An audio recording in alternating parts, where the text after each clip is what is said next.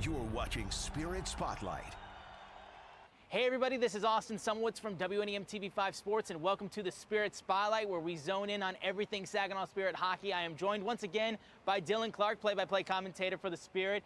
And right now the guys are just coming off a very busy weekend, and they've got North Bay and Kitchener on the docket. North Bay coming up at home on Saturday night here at the Dow Event Center. I mean, we're at the quarter point of the season. It's hard to believe, but like the team starting to find a little bit of footing. Some really good teams they're playing. You're getting some points out of it as well. Can you talk to me just like where the team's at right now? Yeah, I thought the last weekend we saw really, again, the second time playing Windsor on the year. Really important, massive effort there. 6-3, Nick Sema gets his first hat trick of the season, second of his career. Another 40-save performance from Stepan Shurigan. So that's kind of, I think, the groove that this team wants to settle into. I know things went a little bit differently against Brantford the next night, but I think Saturday was probably the best, kind of the best measuring stick as far as what this team can do.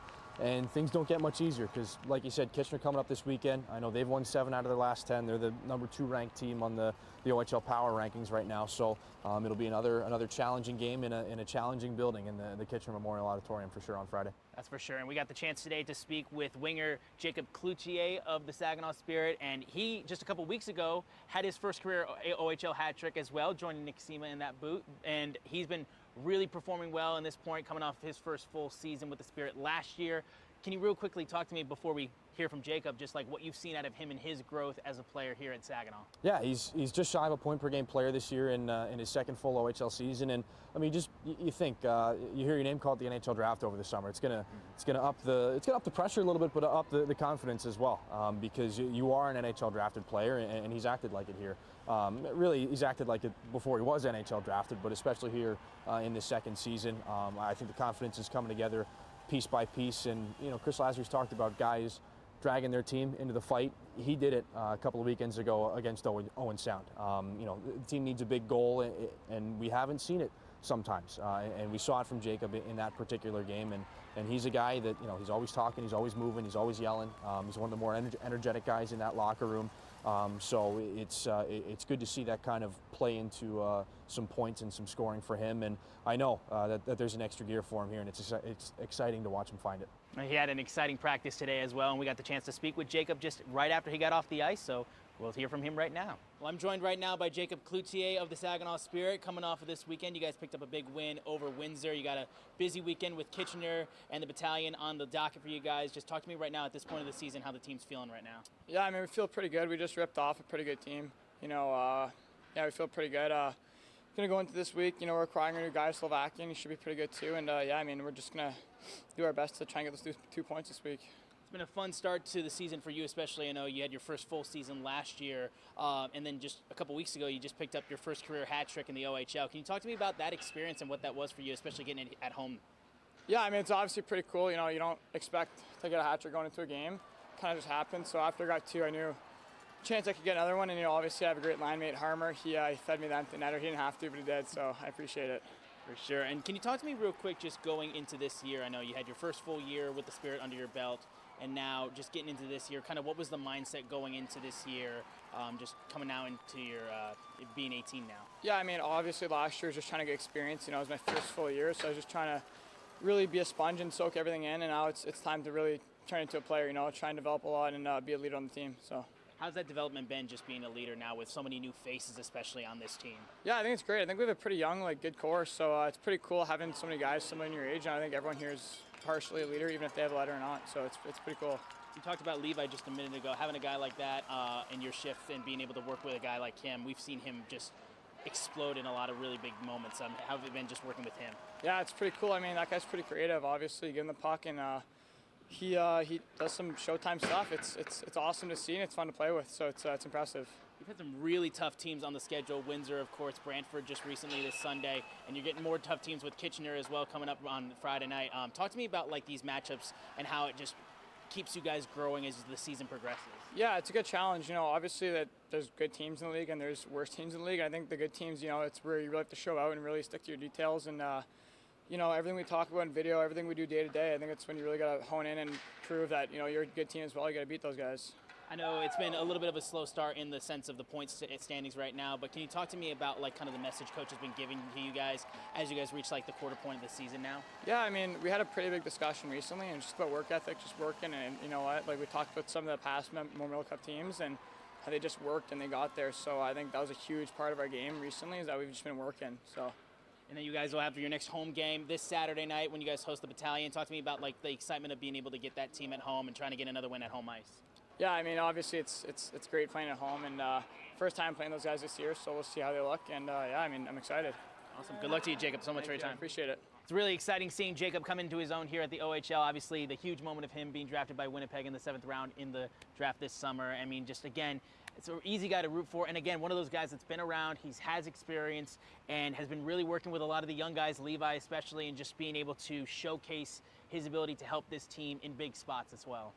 Yeah, he's not a rookie anymore, and it happens quickly in this league. Your guys kind of go up through the ranks, and pretty soon they're expected to be mentors for the young guys. And you mentioned Levi Harper and the year that he's had.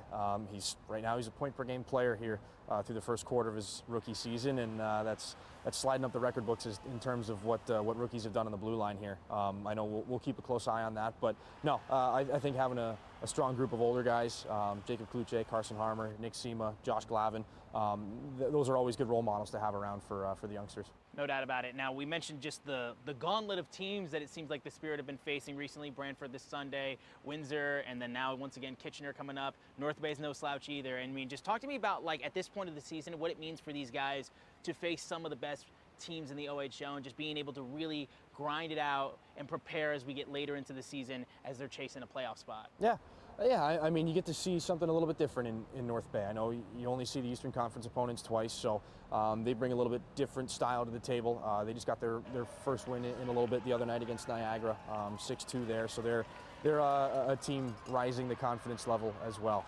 They got a real strong goaltender in Mike McIver, so I know that'll be something that guys will be looking to find a way around, maybe take the eyes away a little bit more. I don't know. It's been a team that's run into some hot goaltenders here as of late on the other side of things, but they've managed to find a way. So no, it's always a unique set of challenges no matter what team comes into the building, and I know that North Bay is not going to be any different. That's for sure. And we also had a really cool moment just over the weekend. I mean, we just had Dick Garber, owner of the Saginaw Spirit, be inducted in the Saginaw County Sports Hall of Fame. I mean, more than anything, it just shows the impact that this organization, this team has had on this community. I mean, can you speak to it just from being here and just seeing what this team has been able to do over the last few years, especially, and how the community has responded to the Spirit? Yeah, well, I mean, I've only been here this is my 4th season now, so a pretty small percentage of how long the Spirit have been in Saginaw altogether when you take a step back and think about it. And just from what I've seen in my time here, just how much this team means, and obviously how much the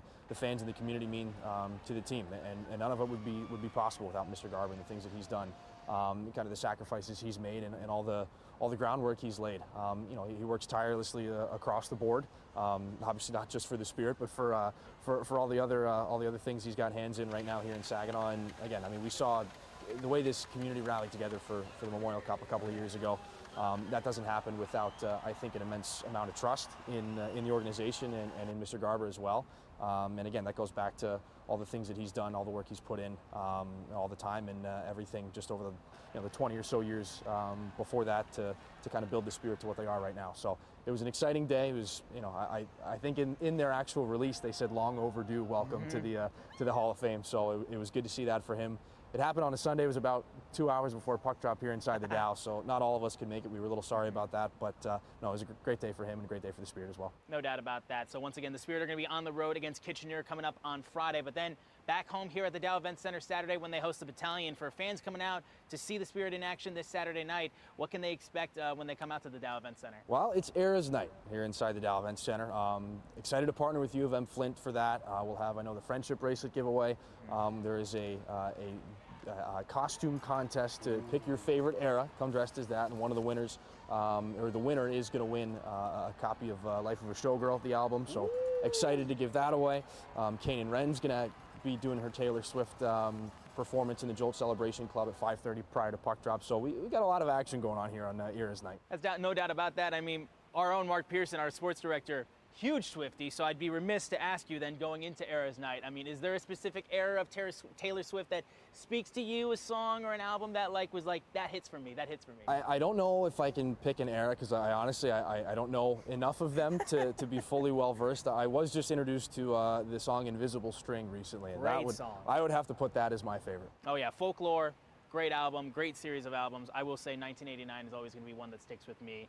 And I know Mark, if he was here, he'd make the whole show about Taylor Swift, if he could. I'm going to ask Mark about that next time I see him. I learned something today. We're gonna discuss that for sure. No doubt about it. So once again, the Saginaw Spirit, Kitchener Rangers coming up Friday night on the road at 7 o'clock. And then here, Saturday night, the North Bay Battalion come to town to play the Spirit at the Dow Event Center.